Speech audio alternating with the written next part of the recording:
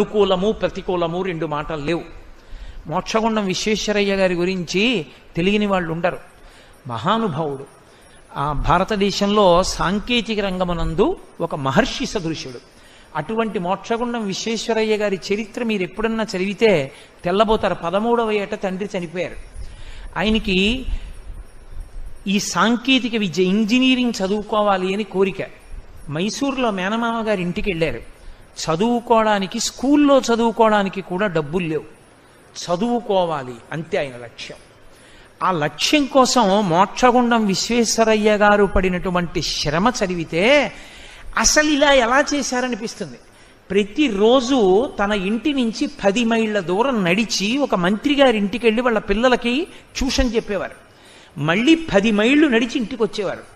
20 మైళ్ళు అంటే దగ్గరగా 25 కిలోమీటర్ల కన్నా ఎక్కువ.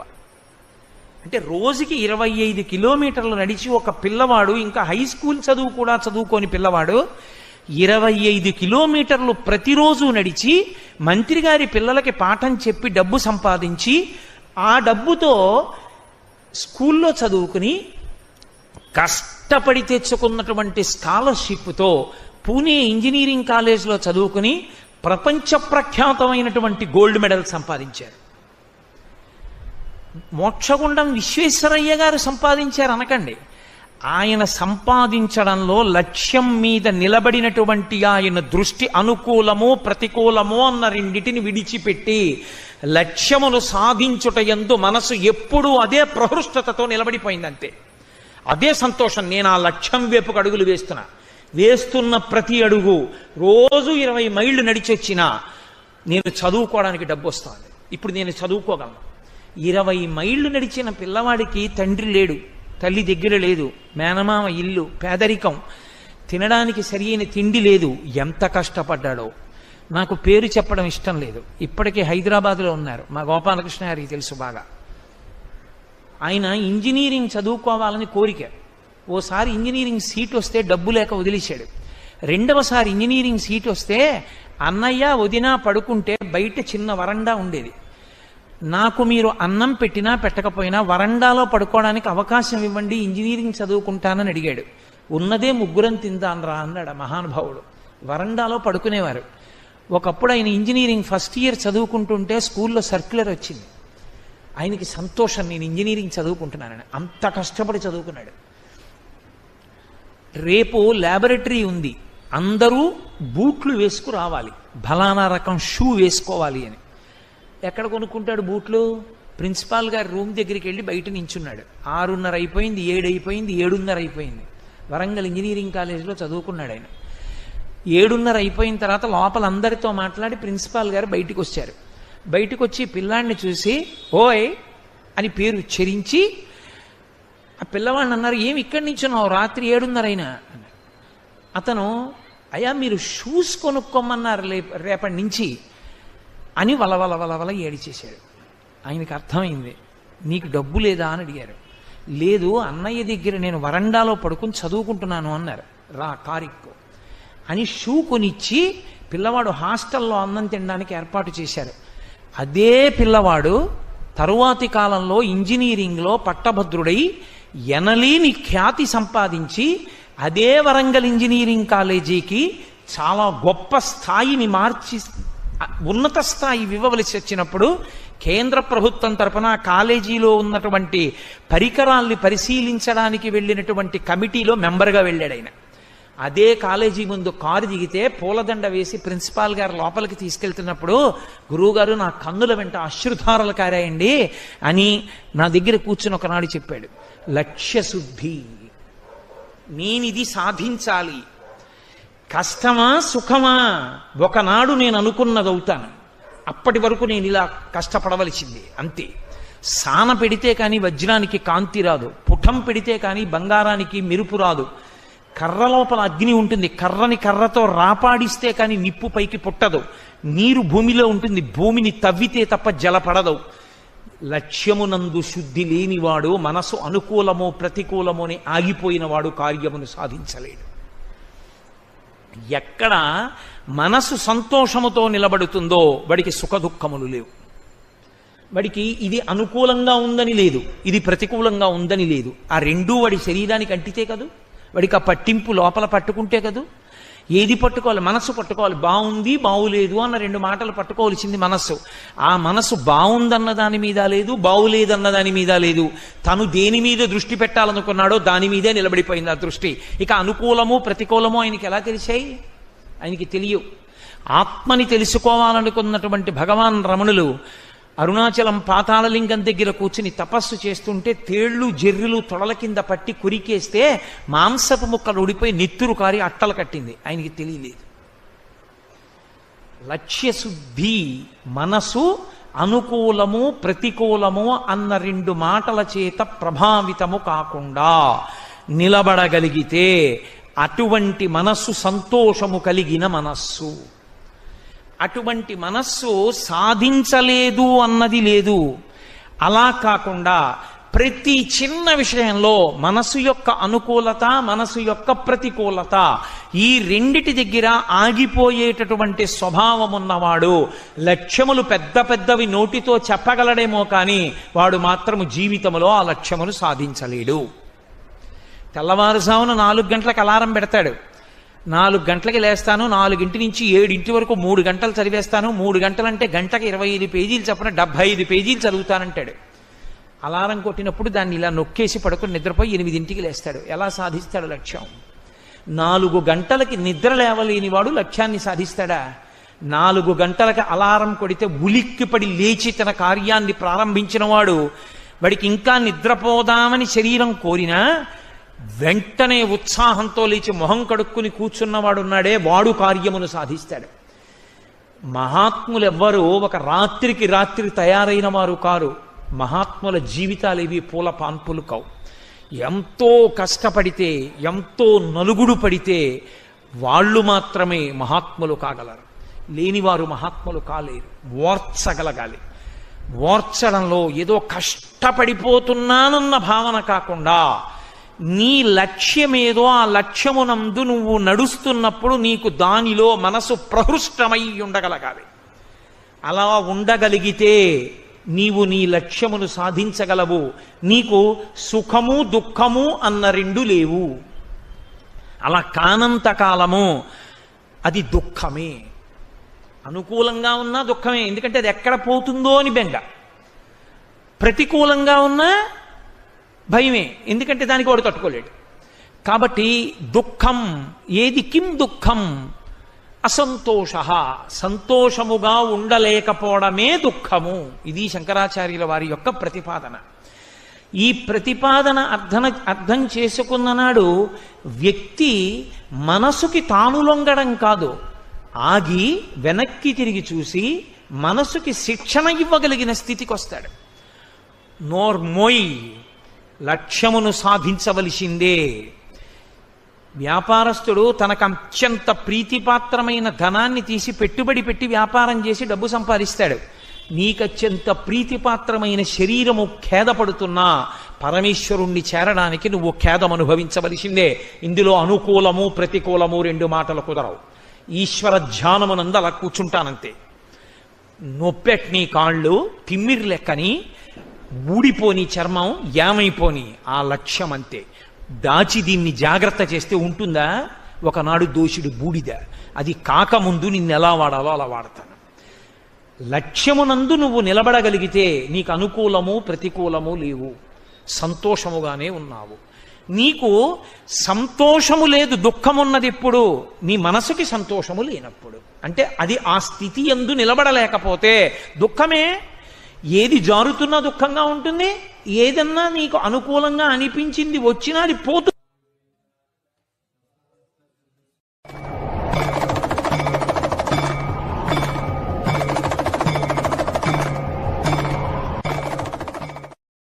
నిర్వేద శ్రియో మూలం అనిర్వేద పరం సుఖం అనిర్వేదో హి సతతం సర్వార్థేషు ప్రవర్తక కరోతి సఫలం జన్మో కర్మ యత్తత్ కరోతి సహా తస్మాన్ అనిర్వేద కృతం యత్నం చేస్తే హిముత్తమం అన్నారు. అనిర్వేద శ్రియో మూలం.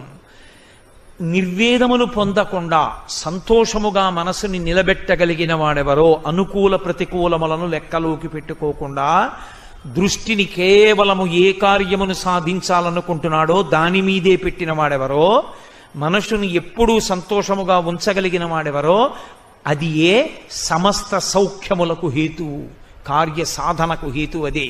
అనిర్వేద శ్రియోమూలం అనిర్వేద పరం సుఖం, అనిర్వేదో హి సతతం సర్వార్థేషు ప్రవర్తక. సమస్తమైన విషయములను సాధించుటకు లోకమునందున్న ఏకైక మార్గము మనసును సంతోషముగా నిలబెట్టుట ఒక్కటే. అలా నిలబెట్టలేనివాడు ఏ కారణమునకైనా అనుకూలము ప్రతికూలము అన్న రెండు విషయములను దృష్టిలో పెట్టుకుని నిలబడిపోయేవాడు కార్యసాధకుడు కాలేడు. కాబట్టి అనిర్వేదో హి సతతం సర్వార్థేషు ప్రవర్తక కరోతి సఫలం జన్మో కర్మయత్తత్ కరోతి సహ తస్మాద్ అనిర్వేద కృతం యత్నం చేస్తే హిముత్తమం. కాబట్టి నేను ఈ నిర్వేదాన్ని విడిచిపెడతాను, పరమ సంతోషంతో నిలబడతాను. మళ్ళీ మనసుని పూర్వస్థితి ఎందుంచి మళ్ళీ వెతుకుతాను లంకని. మళ్ళీ వెతికారు. ఇంత వెతికిన మహానుభావుడు సీతమ్మ కనపడలేదని ఆత్మహత్య చేసుకుంటాడు. హస్తాదానో ముఖాదానో నియతో వృక్షమూలిక వానప్రస్థో గమిష్యామి హదృష్ట్వా జనకాత్మజాం. చేతిలో పడితే తింటాను, లేకపోతే లేదు, ఇక్కడే ప్రాయోపవేశం చేస్తానన్నారు. మనసు అటువంటి స్థితి యందు నిలబెట్టి లక్ష్య సాధన చేసేటటువంటి గురి కలిగిన మహాపురుషులు, అటువంటి భగవద్భక్తి తత్పరులు ఎప్పుడైనా చిన్న వైక్లభ్యాన్ని పొందినా మళ్ళీ పరమేశ్వరుడే రక్ష చేస్తాడు. వెంటనే ఆయనకు ఒక ఆలోచన వచ్చింది. అసలు ఆత్మహత్య చేసుకు చచ్చిపోతాననేటటువంటి ఆలోచనే దోషభూయిష్టం. కాబట్టి జీవన్ భద్రాణి పశ్యతి, చచ్చిపోతే ఏమొచ్చింది? కాబట్టి నేను మరణించకుండా నేను బ్రతికే ఉంటాను. బ్రతికి ఉండి సంతోషంగా మళ్ళీ నేను పూర్వపూలికతో నిలబడితే జీవన్ భద్రాణి పశ్యతి, మంగళములను చూడగలను. ఇప్పుడు మళ్ళీ పుంజుకున్నారు. మీకు తెలుసు, తర్వాత సీతమ్మ తల్లి దర్శనం చెయ్యగలిగారు మహానుభావుడు. ఆవిడ అనుగ్రహంతో చెయ్యగలిగారు. కాబట్టి మనిషి నిలబడడం అన్నది చాలా ప్రధానం. ఆ ఉత్సాహమును కాని మనసు కోల్పోయిందా, సంతోషమును కాని కోల్పోయిందా, లక్ష్యమునందు దృష్టి పెట్టగలిగిన స్థితి కాని పోయిందా, ఇక వాడేదీ సాధించలేడు. అందుకే కిష్కింధకాండలో లక్ష్మణస్వామి రామచంద్రమూర్తితో ఒక మాట అంటారు. రాముడు ఒకానొక నాడు విశేషమైన శోకానికి గురైపోయాడు. ఎంత గురైపోయాడంటే ఇక సీతమ్మ కనపడదు. లక్ష్మణ, నా శరీరం పడిపోతుంది, నువ్వు వెళ్ళిపోయి ఇంటికి అన్నాడు. అప్పుడు లక్ష్మణస్వామి ఒక మాట చెప్పారు. ఉత్సాహో బలవాన్నార్యా నాస్తుత్యాహత్పరం బలం స్వోత్సాహస్యాస్తి లోకేస్మిన్ నకించిదపి దుర్లభం. అన్నయ్య, ఉత్సాహమును ఉంచుకున్నవాడెవరో, మనసును సంతోషముతో నిలబెట్టి లక్ష్యము వైపుకి నడిచిన వాడెవరో వాడు సాధించగలడు. మనసు ఎప్పుడు విచలితమైపోతుందంటే రెండు కారణముల చేత పడిపోతుంది. ఒకటి శోకము భయము. శోకము భయము అక్క చెల్లెళ్ళు. రెండవది అసంతృప్తి. ఎక్కడ అసంతృప్తి ఉందో అక్కడ ఇక మనసు లక్ష్యము వేటికి వెళ్ళలేదు. అందుకే వ్యాప్తిం పొందక వగవక ప్రాప్తంబగు లేశమైన 10,000 తృప్తించెందని మనుదుడు సప్తద్వీపములనైన చక్కంబడునే అంటారు పోతన గారు భాగవతంలో. ఉన్నదానితో సంతోషంగా ఉండగలగడం, లక్ష్యమును సాధించుట యందు దృష్టి పెట్టి అనుకూల ప్రతికూలములను విడిచిపెట్టి లక్ష్య సాధన యందు నడవగలగడం, ఇది సంతోషం. అది లేనినాడు దుఃఖం. అది లేకపోవడమే దుఃఖము. కిం దుఃఖం? అసంతోషం. నాకొక్కటి చెప్పండి. దుఃఖము అన్న మాటకు అర్థం అసంతోషం అంటే ఏమండి, మరి కలిసి వచ్చినప్పుడు సంతోషంగా ఉండదా అని మీరు నన్ను అడగచ్చు. అప్పుడు అది సంతోషమే కదా. అది అప్పుడు ఎందుకు సంతోషం కాకుండా పోయింది అంటే, మీకు ఏది కలిసి వచ్చింది అది మీ దగ్గర ఉంది అని మీరు సంతోషపడిపోతున్నారో దానికి ఒక క్రీనీడ ఉంటుంది. నేనింత ప్రేమించే వస్తువు, నేనింత ఇష్టపడే వస్తువు, ఇది నా చెయ్యి జారిపోతుందేమోనన్న బెంగ మీకు ఎప్పుడూ ఉంటుంది. అభద్రత దాన్ని అనుసరించి ఉంటుంది. అది చెట్టు కొమ్మ సూర్యుడికి అడ్డొచ్చి తప్పుకున్నట్టు. అది ఉందన్న ప్రీతి, అది ఎక్కడ జారిపోతుందోనన్న బెంగ. రెండూ ఏకకాలమునందుంటాయి. ఎక్కడ ప్రీతి అప్రీతి, అనుకూలత ప్రతికూలత, ఈ రెండూ మనసు మీద ప్రభావం చూపిస్తూ ఉన్నాయో అంతకాలము వాడు లక్ష్యమును సాధించలేడు. అనుకూలము ప్రతికూలము రెండు లేవు. లక్ష్యమును సాధించుట ఒక్కటే, అంతే. అలా వెళ్ళగలిగిన వాడెవరో, ఇక అనుకూల ప్రతికూలములకు లొంగకుండా ఉండగలిగిన వాడెవరో వాడే లక్ష్యమును సాధించగలడు. మీరు అందుకే చూడండి, కేవలము లక్ష్యమును సాధించుట యందు అనుకూలత ప్రతికూలత విడిచిపెట్టి వెళ్ళగలిగినటువంటి వాళ్ళని కొంతమందిని తయారు చేస్తుంటుంది ప్రభుత్వం. మీరు మొన్న చదివి ఉంటారు. వాళ్ళు గాలి, నీరు, నిప్పు, ఎండ, ప్రాణాలు, భయం ఏముండవు, లక్ష్య సాధన ఒక్కటే, అంతే. అటువంటి దృష్టి కలిగినటువంటి వ్యక్తి లక్ష్యమును సాధించగలడు. శరీర బలం కాదు, మనసు సంతోషముతో నిలబడింది. సంతోషం అంటే అనుకూల ప్రతికూలములకు అది చూడదు. అసలు ఇంకా యథార్థంగా మాట్లాడితే మనమందరం ఏది అనుకూలం అనుకుంటున్నామో అది వాళ్ళు అనుకూలం అనుకోరు. మనమందరం ఏది ప్రతికూలం అనుకుంటున్నామో అది వాళ్ళు ప్రతికూలం అనుకోరు. వాడు దాన్ని కూడా అనుకూలంగానే భావన చేస్తాడు. అది సంతోషంతో నిలబెట్టడం అన్న మాటకు అర్థం. నాకు ఇది చెప్తున్నప్పుడు ఒక విషయం జ్ఞాపకానికి వస్తుంది. అబ్దుల్ కలాం గారు భారత రాష్ట్రపతిగా ఉన్నప్పుడు వికలాంగులకు, అంటే శరీరావయవములు సరిగా లేనటువంటి వాళ్ళకి అంతర్జాతీయ స్థాయిలో క్రీడలు నిర్వహించారు. అటువంటి వాళ్ళందరూ ఆటలు ఆడుతుంటే ఒక 1000 మంది పిల్లల్ని రాష్ట్రపతి భవన్కి పిలిపించారు కలాం గారు. 1000 మంది పిల్లలు వచ్చారు. వస్తే ఆయన లోపల ఉన్నారు రాష్ట్రపతి భవన్లో. 1000 మంది పిల్లలు వచ్చారండి, అందరూ వికలాంగులు. మీరు వాళ్ళను ఉద్దేశించి 2 మంచి మాటలు చెప్పాలి అన్నారు. వెంటనే ఆయన ఆలోచించారు, ఆ పిల్లలను ఉద్దేశించి నేను మాట్లాడడం అంటే ఏం మాట్లాడాలి? అయ్యో పాపం మీకు వికలాంగులు, మీకు కాళ్ళు లేవు, చేతులు లేవు అని కాదు కదా మాట్లాడవలసింది. వాళ్ళు ఉత్సాహపడేటట్టు మాట్లాడాలి. అంటే ఇప్పుడు వాళ్ళకి ఏ శరీర దౌర్బల్యం ఉన్నదో దానిని వారు మనోబలంతో అధిగమించగలిగినట్టు మాట్లాడగలగాలి కదూ. ఆయన వెంటనే ఒక పద్యాన్ని రచన చేశారు. నేను మీకు తెలుగులో దాన్ని చెప్తాను. ఆయన బయటికి వచ్చి కాగితం తీసుకుని ఆ పద్యం చదివారు పిల్లలను ఉద్దేశించి.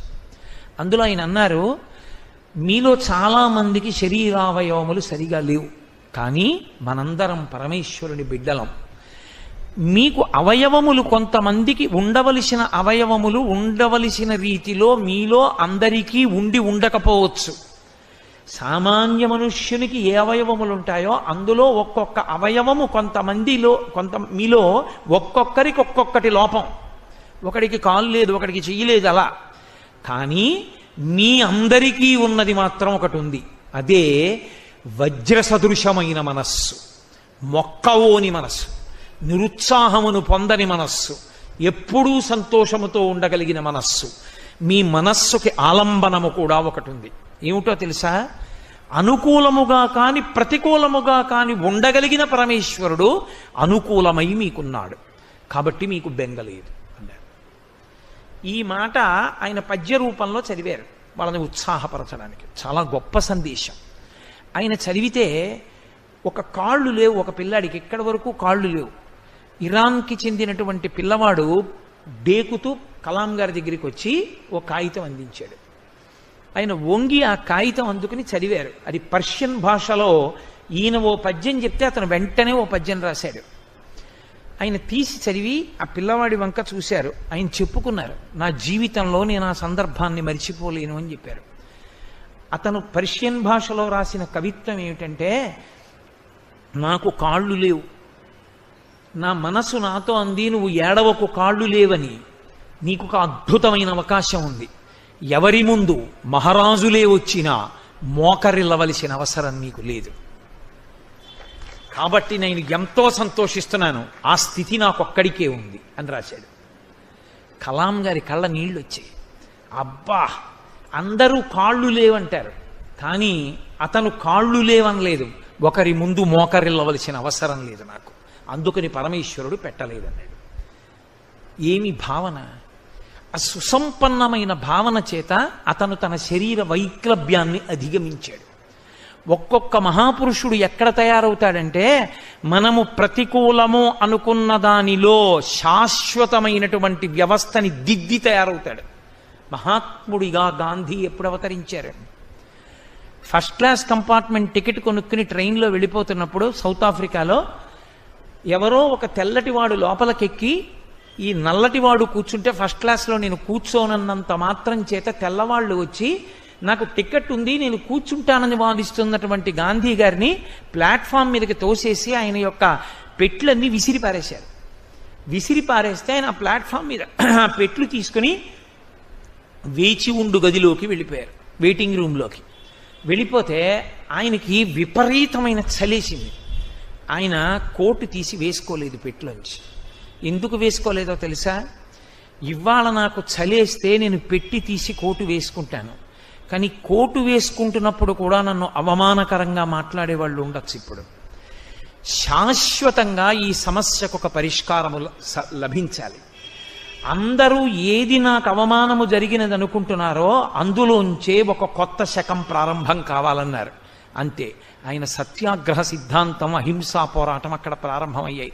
ఇప్పటికీ దక్షిణాఫ్రికాలో ఆ రైల్వే స్టేషన్లో ఒక బోర్డు ఉంటుందిట.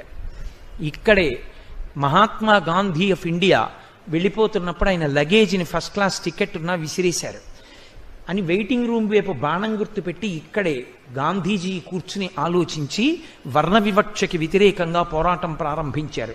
ఇక్కడ నుంచే వర్ణ వివక్షకి వ్యతిరేక పోరాటం ప్రారంభమై అందరూ ఒక్కటే అన్న సిద్ధాంతం ప్రారంభమై భారతదేశపు దాస్య శృంఖలాలు తెగిపోయే అహింసాత్మకమైన సహాయ నిరాకరణోద్యమంతో కూడుకున్నటువంటి భారత స్వాతంత్ర సంగ్రామం ప్రారంభం కావడానికి ఇక్కడే బీజములు పడ్డాయని బోర్డు ఉంటుందిట. అంటే మనం అనుకూలము కాదు, అవమానింపబడ్డాడన్న చోట ఒక మహాత్ముడు ఆవిర్భవించాడు. ఒక కాళ్ళు లేవు అని మనం అనుకున్నటువంటి చోట ఒక మహాత్ముడు, ఒక పిల్లవాడి యొక్క మనసులో అటువంటి ఆలోచన ఉద్భవించింది. వాడికి కాళ్ళు లేకపోవడం కాదు, కాళ్ళు ఉండి పిరికి మనసున్నవాడి కన్నా కాళ్ళు లేకపోయినా కొన్ని రెట్ల బలమైన మనస్సుంది. వాడు మహాత్ముడు కాగలడు. ఎవడి మనసా సంతోషముతో ప్రహృష్టముగా నిలబడగలదో వాడు మాత్రమే మహాత్ముడవుతాడు తప్ప అందరూ మహాత్ములు కాలేరు. కాబట్టి దుఃఖమనగా ఏమి అంటే అనుకూలము ప్రతికూలము అన్నదానికి లొంగిపోవుట. లక్ష్యమునందు మనసు నిలబెట్టినటువంటి వాడికి